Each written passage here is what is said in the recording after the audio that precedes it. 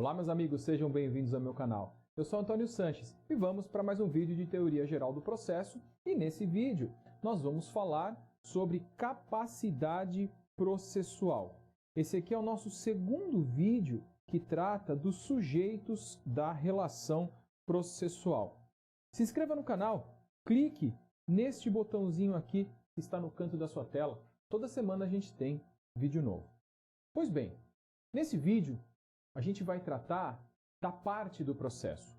Porque tem outro vídeo aqui na playlist de Teoria Geral do Processo que trata daqueles sujeitos técnicos, daqueles sujeitos que, formados em direito, atuam no processo. Nós temos o sujeito imparcial, que preside e julga, o magistrado, e nós temos aqueles atores do processo que postulam, o Ministério Público e a advocacia, tanto a advocacia pública como a advocacia privada. Nesse vídeo, nós vamos analisar como que a parte está em juízo, como que o autor tem o preenchimento da capacidade de estar em juízo. Por isso, nós estamos falando de capacidade processual. Pois bem, para a gente falar de capacidade processual, a gente precisa falar da legitimatio ad processum. Porque você tem a legitimatio ad causam, que é a legitimidade de parte. É um vínculo jurídico de direito material entre dois sujeitos de direito, que permite a esses dois sujeitos de direito figurarem na mesma relação processual. Isso é uma condição da ação, que você vai ver num outro vídeo aqui no canal. Nesse vídeo, a gente está falando de legitimatio ad processum, que é a capacidade de estar em juízo. Será que uma criança de 3 anos pode figurar no polo ativo ou passivo de uma relação processual? Será que um incapaz pode figurar no polo ativo ou passivo de uma relação processual? Se sim, como? Quais são os requisitos para que uma criança de 3 anos figure num processo? É isso que nós vamos ver nesse vídeo. E isso importa entender a capacidade de estar em juízo. A capacidade de estar em juízo, ela começa com a capacidade civil. Então, a primeira coisa que a gente tem que entender é que todo aquele que tem capacidade civil, nos termos da parte geral lá do Código Civil, tem, em princípio, capacidade de estar em juízo. Porém, o incapaz, sozinho, ele não pode estar em juízo. Ele precisa ser assistido se nós estivermos diante de uma incapacidade relativa, ou ele precisará ser representado se nós estivermos diante de uma incapacidade absoluta. Nessa medida, então, temos a resposta para aquela pergunta que eu acabei de fazer para vocês. Uma criança de 3 anos pode figurar em juízo? Pode.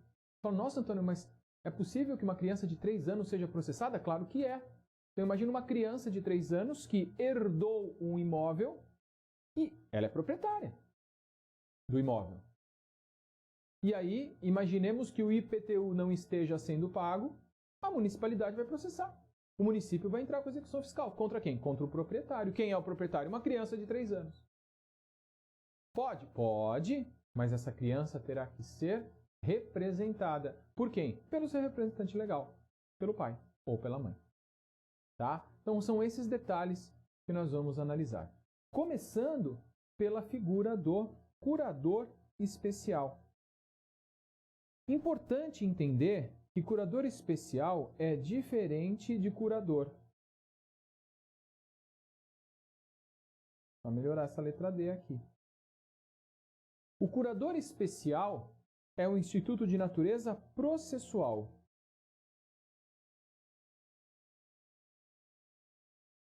Enquanto o curador é um instituto de natureza material.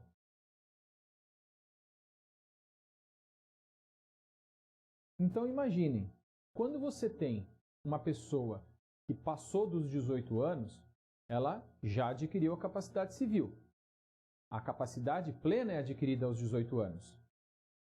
Se uma pessoa que tem 18 anos ou mais tem algum problema mental, ou por doença ou por acidente, e fica incapaz, essa pessoa será interditada e será nomeado um curador para essa pessoa. E esse curador vai gerenciar todos os atos da vida civil daquela pessoa incapaz.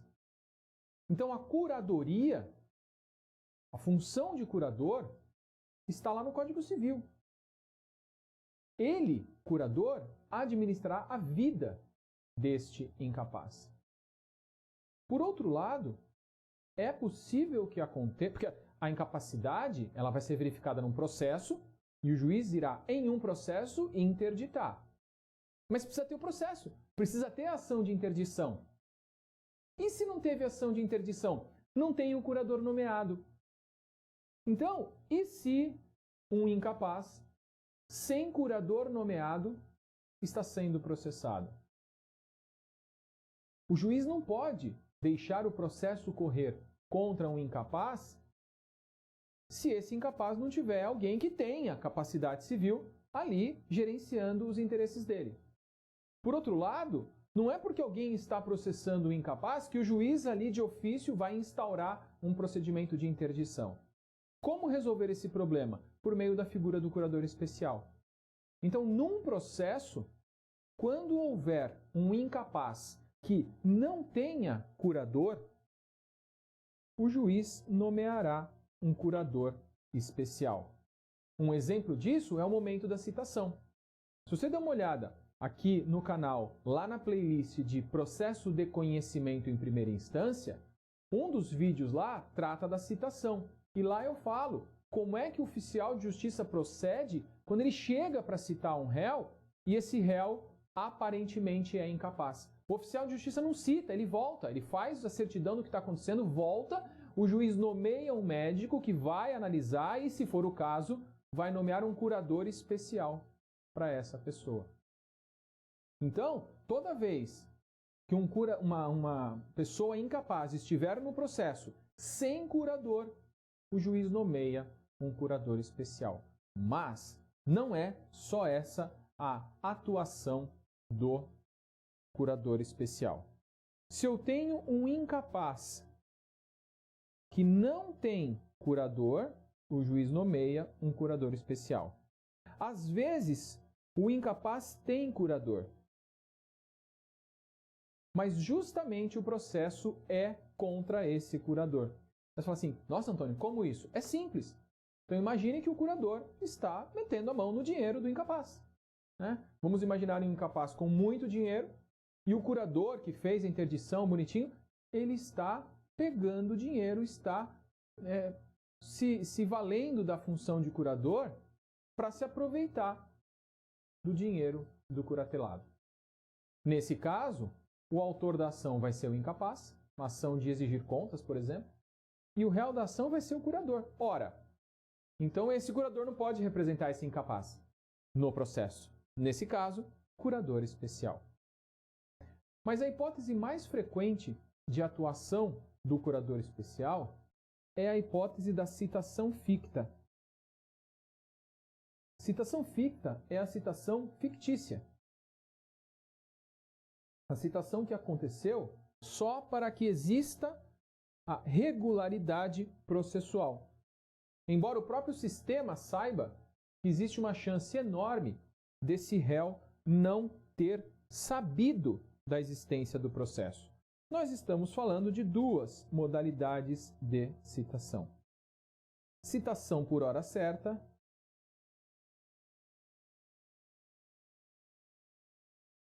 e citação por edital.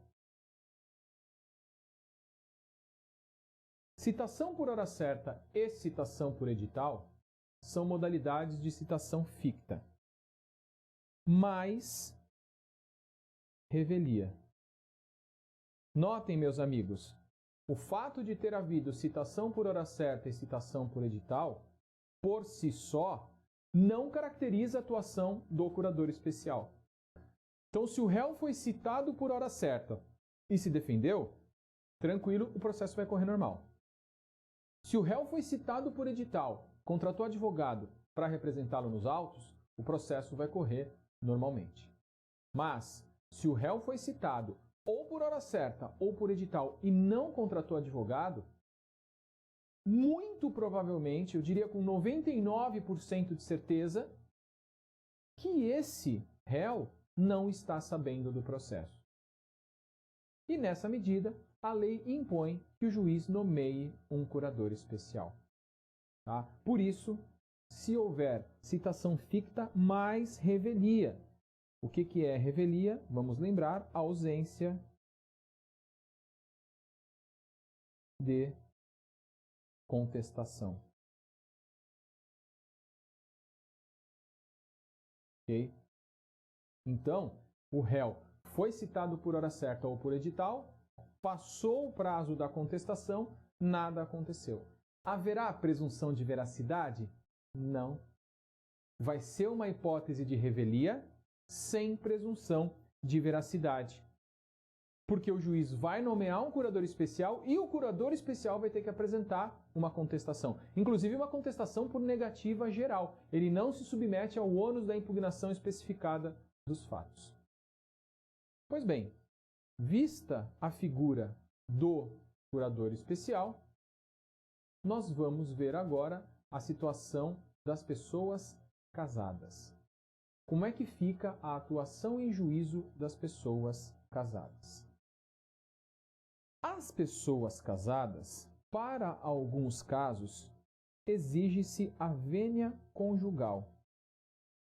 Exige-se a concordância do cônjuge para o ajuizamento da ação. Quais são as hipóteses em que isso acontece? Ações reais imobiliárias. Então, se um autor, marido ou mulher, quiser entrar com uma ação contra alguém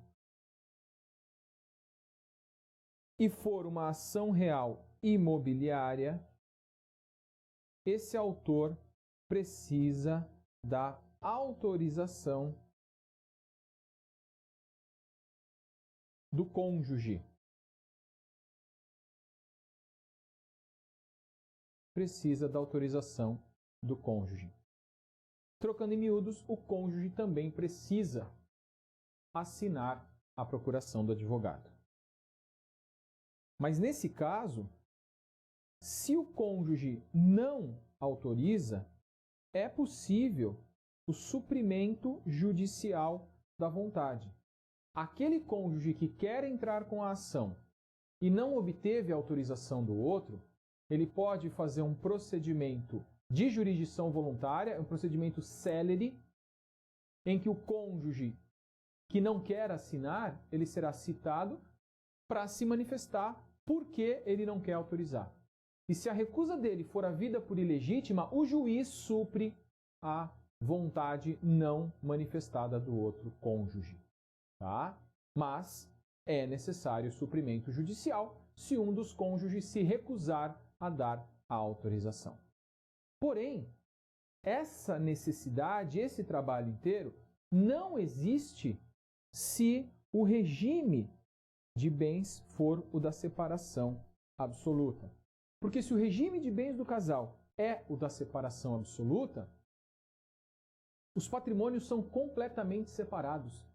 Os cônjuges optaram por cada um ter o seu, não havendo, portanto, necessidade de que um autorize o outro para demandar questões imobiliárias, porque a questão patrimonial não se comunica entre os cônjuges. Ok? Isso para os cônjuges figurarem no polo ativo da demanda. Porém, haverá também necessidade de participação de ambos quando figurarem no polo passivo da demanda. Só que aí é fácil, porque aí não há necessidade de vontade de um deles para assinar uma procuração, para autorizar. Porque incluir pessoas no polo passivo de uma demanda é função do autor. Então, quando eu necessitar de 2 cônjuges no polo passivo da demanda, é fácil. É só colocar os 2 no polo passivo e que os 2 sejam citados em litisconsórcio. Nesse caso, então, o que nós temos? Um litisconsórcio passivo necessário. Ambos devem ser citados. Quando? Quando a ação versar direito real imobiliário. Notem, meus amigos, a mesma coisa. Ações reais imobiliárias, eu preciso dos dois no polo ativo. Quando eles estão no polo ativo. A mesma coisa.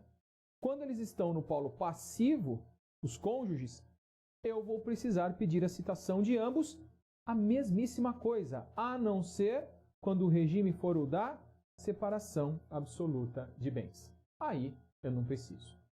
Mas eu também preciso da presença dos dois quando o processo versa um fato que foi praticado por ambos os cônjuges. Litisconsórcio passivo necessário. Também dívida contraída por um deles a bem da família. Ok? Por que isso? Porque se você der uma olhada no Código Civil, a dívida contraída por um dos cônjuges para benefício da família atinge o patrimônio da família inteira, inclusive do outro cônjuge. Atinge a meação do outro cônjuge, a dívida. Por isso, se a ação versar sobre essa dívida, que recairá sobre o patrimônio do cônjuge que não foi aquele que assinou o empréstimo, por exemplo, esse outro cônjuge tem que ser citado. Justamente para que, posteriormente, no momento da execução dessa sentença, na fase de cumprimento da sentença, esse cônjuge também possa ter o seu patrimônio atingido. Porque se ele não fez parte da fase de conhecimento, ele não vai poder fazer parte da fase de execução. Né? Continuando aí. Também é litisconsórcio passivo quando o processo discutir ônus sobre imóvel, seja de um dos cônjuges, seja de ambos os cônjuges. Ok? Mais uma hipótese aí de litisconsórcio passivo necessário. Então percebam, meus amigos, que o código ele se preocupa, na verdade ele não está preocupado com o cônjuge, ele está preocupado com o patrimônio da família. Porque circunstâncias jurídicas que recaem sobre o patrimônio do cônjuge, que não foi aquele que assinou o contrato, que praticou o ato, nessas circunstâncias, os dois devem figurar no processo. Ok? Então vimos aí o curador especial, a situação dos cônjuges no processo. Agora, nós vamos finalizar esse vídeo analisando como que os sujeitos processuais estão presentes no processo. O código fala em representação, mas aqui eu coloquei de um jeito diferente para você entender que, na verdade, não é a representação, mas sim a apresentação, é estar presente no processo. Como que a união está presente num processo? Por meio da Advocacia Geral da União e as procuradorias que fazem parte deste órgão. Como que o Estado e o Distrito Federal estão no processo? Por meio dos seus procuradores. Então a União, obviamente, não precisa da presença do Presidente da República. O Estado e o Distrito Federal não precisa da presença do governador. Mas olha que interessante.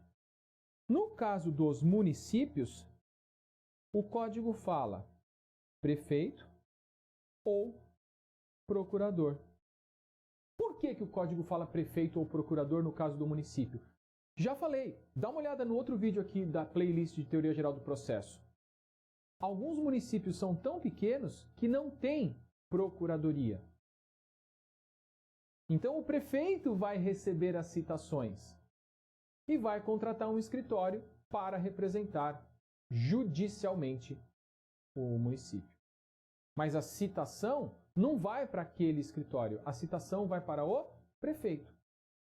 Ok? Claro, União e Estados, é óbvio que tem verba para as procuradorias. Município, nem todos, por isso o código faz essa ressalva, para dizer que em se tratando de município, pode sim ser o prefeito. Ok?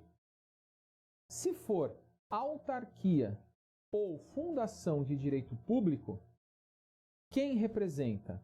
Bom, se for uma autarquia ou uma fundação, essa autarquia ou fundação vai ser federal, estadual ou municipal. Então, exemplo de autarquia federal, o INSS. Então, para a representação da autarquia ou da fundação, eu preciso ver a lei federal, a lei estadual ou a lei municipal que trata desta entidade. A lei vai dizer quem representa essa pessoa. Se é o presidente, se é o diretor, se tem uma procuradoria com poderes de representação. Nossa, Antônio, então eu vou precisar ler a lei de cada um dos entes relativa a essa autarquia? Isso, é isso que você vai ter que fazer para entrar com a ação e que a citação seja feita na pessoa correta. Ok? Continuando. Massa falida, aquela que decorre da falência. Quem é o representante da massa falida? O administrador judicial, aquele que foi nomeado pelo juiz. No caso de herança jacente ou herança vacante, é aquela herança que não tem herdeiros. A pessoa faleceu e aparentemente não tem herdeiros. Essas heranças serão arrecadadas. Quem irá cuidar disso? O curador. O curador vai cuidar dos bens arrecadados e vai representar em juízo. Se for um espólio, o acervo patrimonial decorrente da morte, quem representa é o inventariante. Mas o inventariante é nomeado no inventário, que pode acontecer extrajudicialmente, mas se for extrajudicial é muito rápido, tudo acontece em um dia, o inventário começa e acaba em um dia. Porém, se for judicial, alguém precisa ajuizar o inventário. E antes do inventário ser ajuizado ou antes do inventário extrajudicial acontecer, quem representa o espólio? Resposta: aquele que estiver na administração do respectivo bem. Então vamos imaginar que um pai morreu, deixou 2 filhos, cada um está com uma casa que era do pai. Então essa pessoa que está administrando essa casa será a pessoa correta a ser citada para a ação de alguém contra o espólio que discuta essa casa. Ok? Então, antes do inventariante, é o administrador provisório. Quem é o administrador provisório? É aquele que está cuidando do bem. Tá? Então, continuando aí, no espólio é o inventariante. Às vezes, o inventariante é dativo. Se o inventariante for dativo, devem ser citados os sucessores do falecido. Pessoa jurídica, qualquer uma das modalidades de pessoa jurídica. Quem recebe a citação? Aquele que o ato constitutivo diz que sim. Né? Ato constitutivo, estatuto ou contrato social. Seja estatuto, seja contrato social, vai dizer quem tem poderes para representar essa pessoa jurídica e esse é o que recebe a citação no caso de processo contra essa PJ. Ok? Continuando aí, sociedade ou associação que estejam irregulares, irregular significa sem personalidade jurídica, essas entidades irregulares, essas entidades despersonificadas são representadas por quem administrar os seus bens. Além disso, pessoa jurídica estrangeira, obviamente para demandas aqui no Brasil, ela será representada pelo gerente, pelo representante ou administrador da agência, da sucursal, da filial, do que quer que esteja aberta ou instalada no Brasil. Ok? Então, para uma pessoa jurídica estrangeira se instalar aqui, ela vai precisar de pessoas aqui. A pessoa que estiver aqui gerenciando, representando a empresa, para negócios, para atividades empresariais, automaticamente se entende com poderes de receber citação. Ainda que lá na sua cidade de origem, no seu país de origem, não seja tal pessoa com poderes para receber citação, no Brasil tem. E por fim, nós temos aí o condomínio. O condomínio, ele é administrado por um síndico ou tem uma administradora de condomínios. Aquele que estiver no caso concreto será aquele que receberá a citação em nome do condomínio. Se tiver síndico administrando, será ele. Se for contratada uma empresa de administração de condomínio, tal empresa será responsável pelo recebimento da citação. Então, vimos aqui nesse vídeo como que partes, autor e réu, estão em juízo. Se eles tiverem um problema para a plena capacidade civil, isso deverá ser complementado, seja pela figura do curador nomeado lá numa interdição, mas se ele não tiver, será pela figura do curador especial ou pela figura dos representantes legais. Ok? Vimos que as pessoas casadas têm uma limitação, seja para propor ação, seja para serem processadas, litisconsórcio passivo necessário ou autorização conjugal, que pode ser suprida judicialmente, e vimos como que as pessoas físicas e jurídicas de direito público ou privado, nacionais ou estrangeiras, são presentadas, ou seja, estão presentes dentro de uma relação processual. Ok? É isso aí. Grande abraço, bons estudos e até o próximo vídeo.